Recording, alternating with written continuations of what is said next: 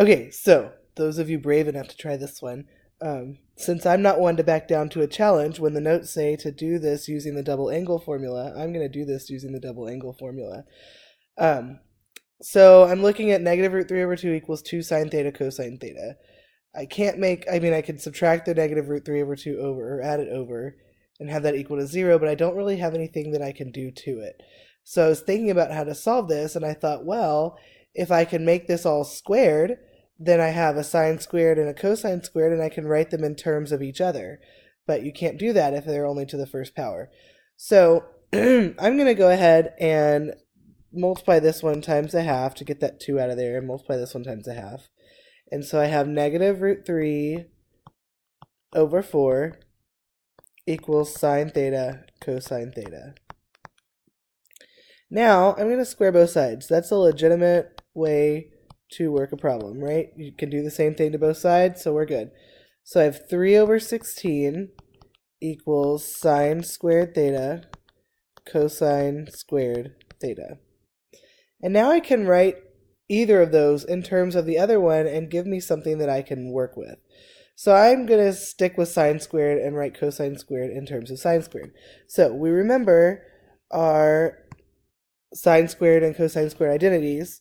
So if we have sine squared plus cosine squared equals 1, then we know that cosine squared equals 1 minus sine squared.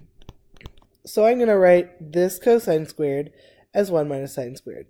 So we have 3 over 16 equals sine squared times 1 minus sine squared.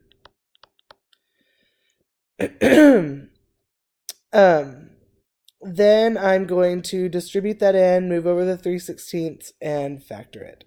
So I have 0 equals sine squared theta minus sine to the 4th theta minus 3 over 6. Whoa, sorry. There we go. It does that sometimes. Minus 3 over 16. That looks terrible to factor right now, so I'm going to get rid of that 3/16, and I'm actually going to make the sign to the 4th positive.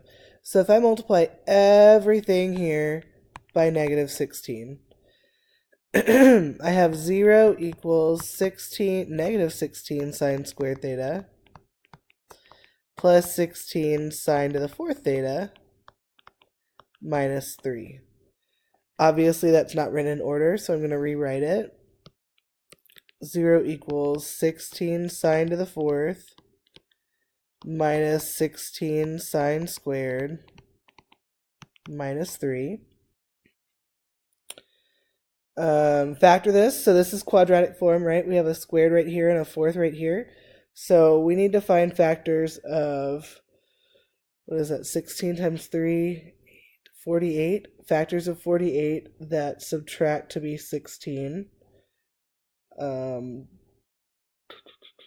24 and 2, no. Wait, hold on, let's think about it. Okay, you know what? I missed oh, there's a dog barking. Yes, that's Bailey. She heard a noise and she barks every time she hears a noise, so hi Bailey. Bark. Okay, so I missed a negative, right? Negative 16 times negative 3 over 16 is going to give you a plus 3. So now I want factors of 48. I'm going to write it up here at the top. Factors of 48 that add to be 16. So how about 12 and 4? Those work. So I need, when I do this, one's going to be a 3, one's going to be a 1. And I need them, 2 of them to multiply to be 12 and 2 of them to be 4. So obviously that's going to have to be the 12 and that's going to have to be the 4. So I have 4 sine squared theta minus 3. And this needs to be 12, so that's also 4 sine squared theta minus 1. So if you need to go oops, sorry, cancel. How about delete? Okay, if you need to go and factor that, with x's by yourself and do that, and then come back over and put it sine squared, you can. But I said this is my algebra wizardry, so I can do it sort of in my head. Okay, so we have two factors. You guys are loving this, right? We have two factors that are set equal to 0. So 4 sine squared theta minus 3 equals 0. Or 4 sine squared theta minus, that should say 1. I don't know why it says 11. How about 1 equals 0. Add 3 sine squared equals 3/4. So sine theta equals plus or minus the square root of 3 over 2. Look at that. That's nice. A unit circle value. And then sine squared theta equals 1/4.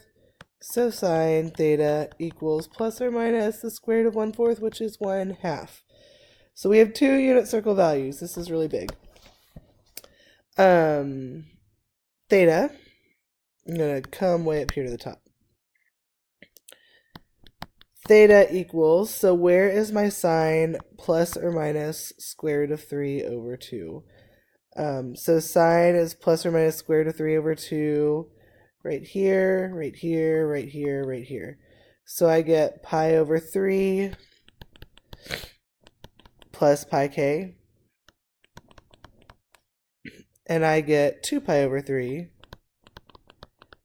plus pi k. So I get that from this one. Now if I come over here to this one, where's my sine plus or minus 1/2? It's on all the pi over 6. Oh, those were terrible. Sorry. It's on all the pi over 6 angles. So I have pi over 6 plus pi k and 5 pi over 6 plus pi k. Now, the fun thing about this is that some of these solutions are not going to work.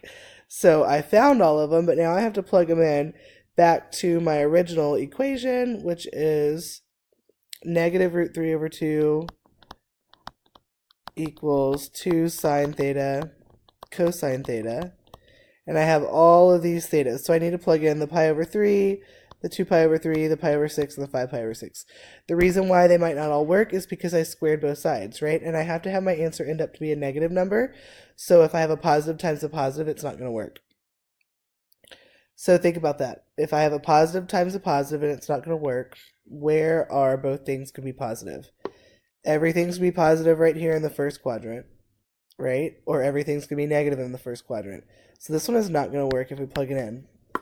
The sine of theta will be positive. The cosine of theta will be positive. So it has to equal a positive number. Same with pi over 6. The sine of theta will be positive. The cosine of theta will be positive. So that's not going to work. So my answers, I'm going to do those in pink because it's almost Valentine's Day. My answers for theta are 2 pi over 3 plus pi k and 5 pi over 6 plus pi k. So if you don't remember to use substitution, you can always do it algebraically and take up an entire page and be a math wizard like me. All right, thanks for watching.